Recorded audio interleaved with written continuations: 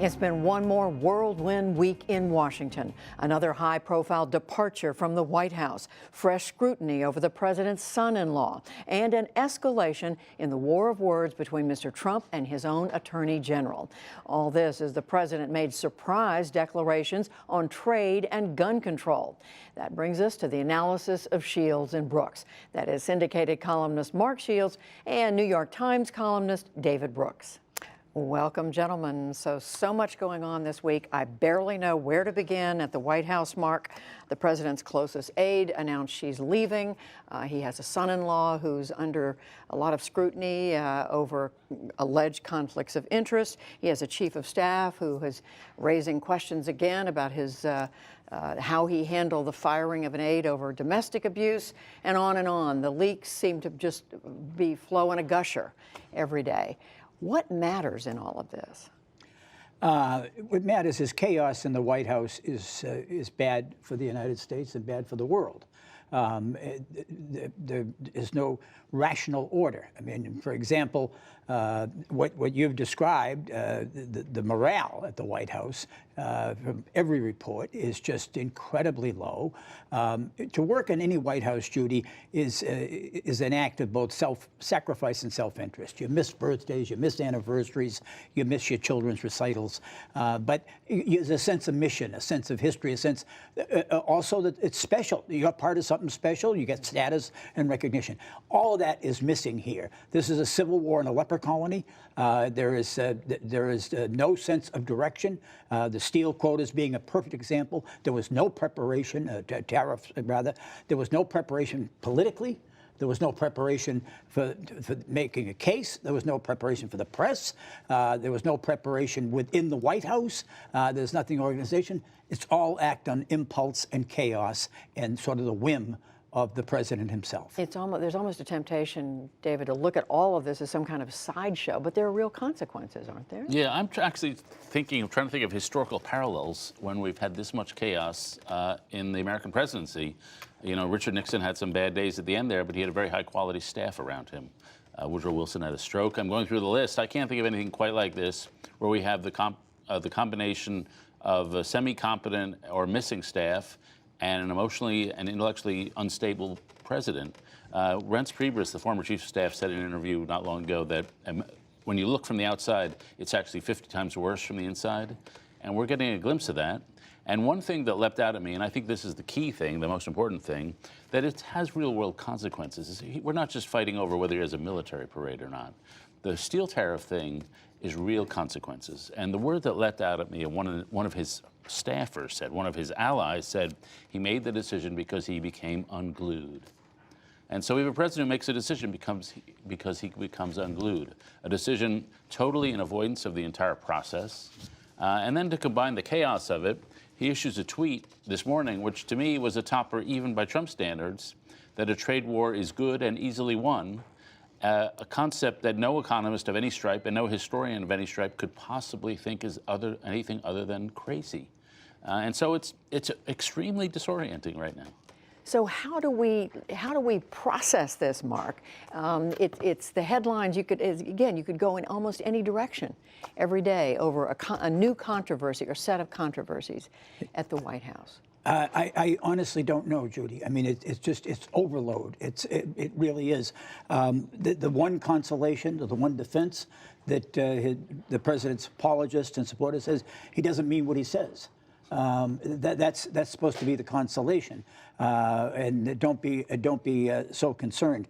One of the more plausible explanations for the impulsive imposition, keeping of a promise he's made for 30 years on steel tariffs, was that the 18th District of Pennsylvania is up in 2 weeks. The special election for a Republican seat that the Democrats have not even contested in 2014 and 2016, that Donald Trump carried southwestern Pennsylvania, blue collar, by 20 points. And the Democrat Conor Lamb, former Marine, former prosecutor, U.S. prosecutor, is even with the Republican nominee. And a defeat here would send such panic. This is Trump territory, and that this was seen as standing up for American jobs. That's the most plausible explanation politically. It's not a defense, but it's an explanation. Panic into the ranks of Republicans worried about the fall midterm elections. Yes, yes. But David, I mean, if that's what he was trying to do, I think a lot of Republicans didn't get the message, because right and left they are today asking him to reconsider, saying this is not a good thing. We don't need a trade war. He's gone in exactly the wrong direction. Yeah, well, Republicans have A, historical belief in free trade. B, a lot more people work for companies that use steel than work for companies that make steel. And so everybody who uses steel is hurt. Those few who make are helped. Now, this is not the first time that a Republican president has done this for political reasons. George W. Bush did it, and it was an economic disaster, and they repealed it.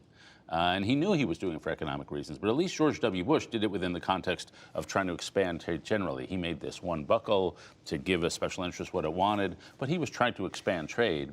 The difference with Donald Trump is he just has a zero-sum mindset. It's very hard for him to understand trade because it's not a zero-sum game. There are winners or losers, but most people win. And he just has never thought that way. It's always, if somebody's winning, then I'm losing. And going back to the 1980s, he has always talked about that way in the zero-sum mentality. And that, I think ultimately, when he got angry at whoever he got angry and made this impromptu decision, that was probably in the back of his mind. Can I dissent? And with all respect, trade, Judy, is a political issue. When a plant closes in a city, it takes away the payroll, it takes away the life, it takes away the dignity of people who work there. It takes away their futures. And that has happened all over the middle of the United States. When trade works to our advantage, it means you get cheaper T-shirts at Walmart, because the T-shirts can no longer be made in the United States profitably. So there is specific hurt, and there is specific help. And I think there is a political argument that can be made.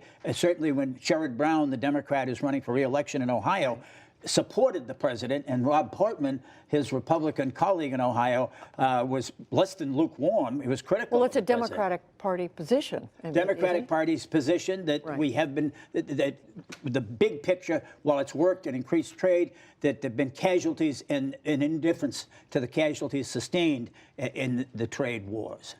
And I should say, you know, we're seeing that on trade, David. We're also seeing it to some extent on the question of guns. Here we are, a little over 2 weeks since that terrible school shooting in Florida. Those students went back to school this week. There's continued discussion here in Washington about what to do. No sign that anything is going to happen, and yet those students are saying, we're going to make these politicians pay if they don't do something about guns. The president, seems to me, has sent some mixed signals. He's talked about wanting to do something, but there's still no clear direction. Yeah, well, from the president, it's whoever is in the room with him. He's pro-gun with the NRA, anti-gun with Dianne Feinstein sitting next to him. So that's just weather vane stuff. I think what's happened with the gun issue, it's bifurcated. Legislatively, it's pretty clear nothing's going to happen. It's gone through the Congress, and they've made it clear we're not doing anything. For people to get some actual realistic gun legislation, you had to pick off a few Republicans, get them away from the NRA position, and say, let's work practically. And you had to take the temperature down to do that. That has not happened. The temperature has ramped up. And so what's happened legislatively, I'd be very surprised if anything happened, because we're back in our polarized tribal war. But it's become a culture issue. Is their NRA destigmatized? Are gun owners destigmatized? So we sort of read them out of polite society. That's what's sort of happening this week with all these companies saying, we don't want you on our affiliation plans. And that's not about legislation. It's not even about gun control. It's about stigmatizing a certain belief system. It really has moved in a way, Mark, into the private sector. I mean, into, people, companies saying, we're putting our values on the line here. It has, Judy, in a way.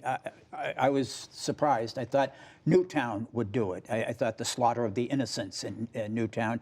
And has had an impact. And I have to say, social media has really felt, had its impact felt, I think, by American corporations as well. I mean, that they cannot be morally neutral. It's one thing to get a letter from a consumer who's upset with your position, but when your website, all of a sudden, there's criticism raining down upon it, I think, and I give the corporations credit for taking a moral stand, in this case, Dick's Sporting Goods in particular, that, it's always easier to be neutral in these situations so you don't offend anybody. And I think it's different. I think the real test will be the march here in Washington. If, in fact, the social media is coming supported, up this month, March 24th, by hundreds of thousands of people really turning out, I think then there is a hope for a sea change on this issue. I mean, because it demands it. The only caution I'd issue, I mean, I think corporations should be citizens of the country and they should follow a set of values. I am suspicious of concentrated power. Mm-hmm. Economic power is concentrated on the right, and we should be suspicious of it. Corporations want to take over and use their power to oppress. Cultural power is concentrated on the left, and concentrated cultural power can do great damage if a lot of people feel they are culturally intimidated. And many people have argued that the Trump presidency is a political reaction to a sense of a lot of people feeling they're trying to culturally silence me. And if it turns into that sort of cultural stigma across gun owners or against a culture rather than simply against an NRA policy, then that really ramps up the culture war another level, and it would have bad consequences. Even if you're talking about relatively modest steps, raising the age when you can buy an assault weapon. Well, I think that's the careful line hardening that up has to be background walked. If we say it's about raising the age or creating this program or banning this specific bump stocks or whatever, I think that's a perfectly legitimate thing. But if you're saying, as somebody said to Marco Rubio, I look at you and I see a mass murderer, then you're crossing the line. And then a whole group of people are saying, hey, wait a second, they're impugning my own character, my own values, my way of life, and that's when it begins to get dangerous. So to me, keeping the temperature down and talking about the specifics of what the legislation is trying to do, to me, that's the better way to actually go about this rather than ramp up the cultural war and the tribal war at another level. I hear David, and I think 20 seconds. 20 seconds. I think there is a legitimacy. And a real legitimacy in taking on the National Rifle Association and corporations and institutions, whether it's Amazon, whether it's whoever FedEx, who give them special benefits and special prices. I think that's real. National Rifle Association is not the Second Amendment, and it is not sportsmen. It is a special interest, and it's a vile influence in the country. And echoing in our ears the voices of those students saying they want to hold people to account if they don't do anything. Mark Shields, David Brooks, thank you both.